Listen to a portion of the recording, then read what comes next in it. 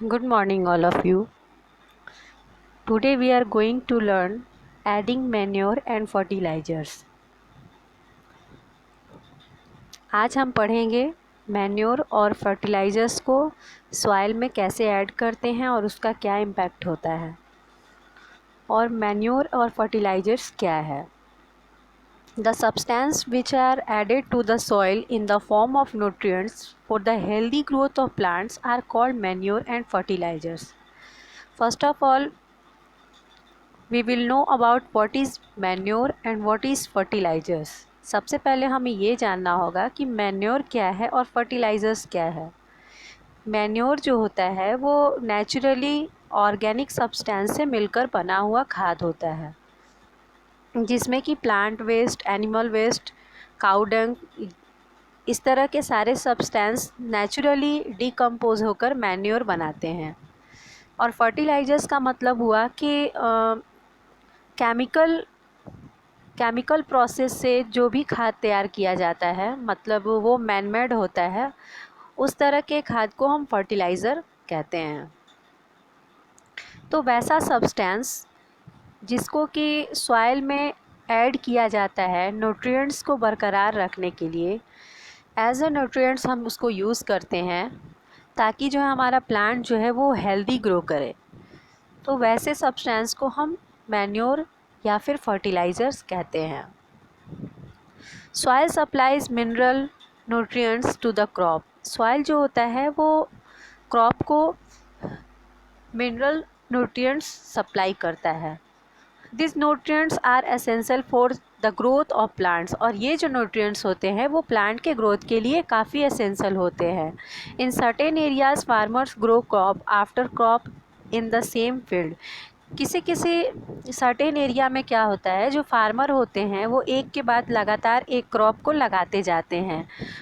The field is never left uncultivated और फैलो। और कभी भी वो जो फार्मर होते हैं अपने फील्ड को अनकल्टिवेटेड नहीं छोड़ते हैं, यानी कि कभी भी उनका खेत जो है वो खाली नहीं छोड़ा जाता है।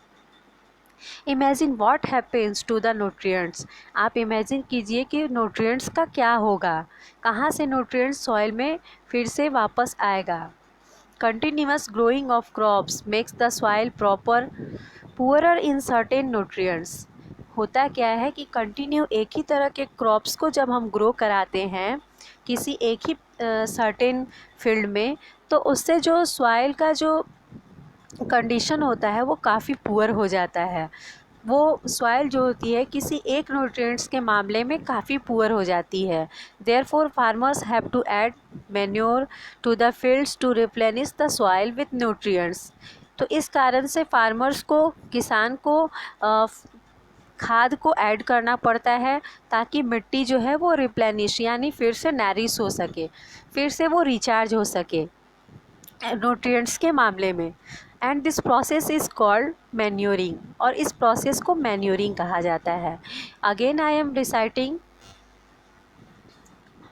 फार्मर जो होते हैं वो सॉइल को रिप्लेनिश करने के लिए मैन्योर ऐड करते हैं ताकि सॉइल में जो न्यूट्रिएंट्स हैं वो फिर से बरकरार हो जाए।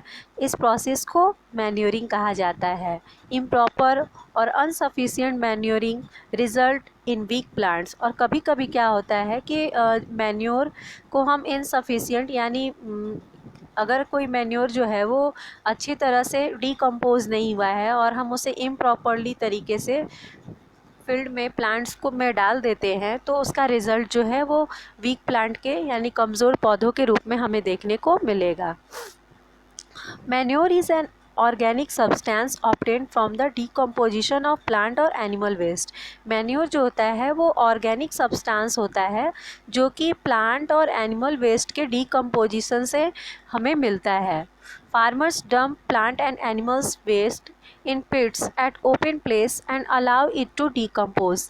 किसान जो है वो क्या करते हैं, बड़ा सा गड्ढा खोद करके उसमें प्लांट और एनिमल वेस्ट को डाल देते हैं, यानी कि डंप कर देते हैं, और फिर उसे कुछ दिनों के लिए डिकम्पोज होने के लिए छोड़ दिया जाता है। The decomposition is caused by some micro organism. और स्टूडेंट आप जानते हैं कि सॉइल में पहले से ही माइक्रो ऑर्गेनिज्म प्रेजेंट होते हैं जो कि इस एनिमल वेस्ट और प्लांट वेस्ट को डिकम्पोज होने में हेल्प करते हैं। The decomposed matter is used as organic manure, और ये डिकम्पोज जो मैटर तैयार होता है उसे ऑर्गेनिक मैन्योर के रूप में हम उसका इस्तेमाल करते हैं। आपने पिछले 6 क्लास में भी पढ़ा होगा वर्मी कंपोस्टिंग के बारे में।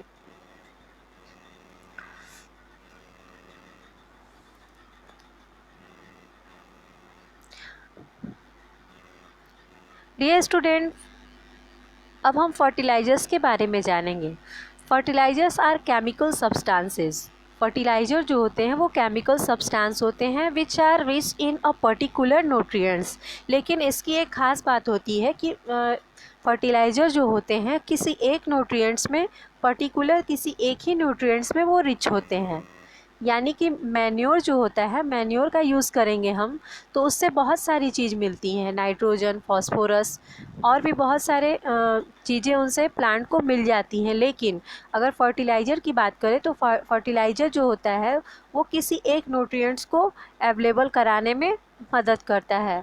कहने का मतलब है कि अगर हम प्लांट में नाइट्रोजन के फर्टिलाइज़र का यूज़ करेंगे तो सिर्फ वो प्लांट को नाइट्रोजन देगा, और यदि हम फॉस्फोरस के फर्टिलाइज़र को प्लांट में डालते हैं तो वो प्लांट को सिर्फ फॉस्फोरस के न्यूट्रिएंट्स हेल्प कराने में मदद करेगा। Fertilizers are produced in factories. Fertilizer जो होते हैं उनका जो भी प्रोडक्शन होता है वो फैक्ट्रीज़ में होता है।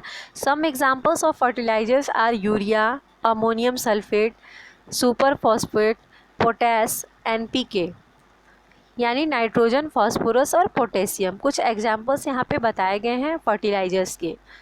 The use of fertilizers has help farmer to get better yield of crops. Fertilizer के यूज़ से किसानों को काफ़ी मदद मिली है, और ताकि वो उनका जो क्रॉप्स हुआ है वो पहले से बहुत ज़्यादा उनकी अच्छी उपज हुई है। Such as wheat, paddy and मेज़ कुछ एग्जाम्पल हैं जिसके क्षेत्र में किसान को काफ़ी ज़्यादा पहले से उन्हें उपज मिली है। लेकिन excessive use of fertilizers has made the soil less fertile. लेकिन इस बात का हमें ध्यान रखना होगा कि यदि हम एक्सेस यूज़ करते हैं फर्टिलाइज़र का तो वो उसका रिज़ल्ट जो होता है वो काफ़ी पुअर होता है। वो हमारे सॉइल को जो है वो अनफर्टाइल करता है। फर्टिलिटी के मामले में हमारी सॉइल जो है बिल्कुल पुअर होती चली जाएगी। Fertilizers have also become a source of water pollution. Fertilizer जो है वो वाटर पॉल्यूशन का भी एक सोर्स बन गया है। स्टूडेंट, अब हम ये जानेंगे कि वाटर पॉल्यूशन का सोर्स फर्टिलाइज़र कैसे बन गया है। तो जैसे ही हम अपने फील्ड में फर्टिलाइज़र को डालते हैं और जब रेन होती है यानी बारिश होती है तो बारिश में वो फर्टिलाइज़र मिलकर और बहती हुई नदियों में चली आती है, और फिर उसी वाटर का यूज़ ह्यूमन बीइंग करते हैं। तो इस तरह से पूरा जो रिवर और अदर वाटर बॉडीज़ है वो पूरा पॉल्यूट हो जाता है। तो इस तरह से वाटर पॉल्यूशन को बढ़ाने में हमारे फर्टिलाइज़र जो है काफ़ी हेल्पफुल होती हैं। तो therefore in order to maintain the fertility of the soil, तो सॉइल की फर्टिलिटी को बनाए रखने के लिए, मेंटेन रखने के लिए we have to substitute fertilizers by organic manure. तो हमें क्या करना होगा कि ज़्यादा से ज़्यादा मैन्योर का यूज़ करना होगा, फर्टिलाइजर्स का यूज़ हम कम करें तो हमारे लिए बेहतर होगा। और एक और रास्ता है कि यदि हम जो फील्ड में क्रॉप्स प्रोड्यूस करते हैं जो भी हमारे किसान हैं, तो वो क्या करें कि 2 क्रॉप्स के बीच कुछ दिन का फासला रखें। यानी कि अगर कोई क्रॉप आज लगाया है उसके बाद 3-4 मंथ का डिस्टेंस के बाद फिर दूसरे क्रॉप्स का प्रोडक्शन किया जाए। इससे क्या होगा, सॉइल की फर्टिलिटी बरकरार रहेगी।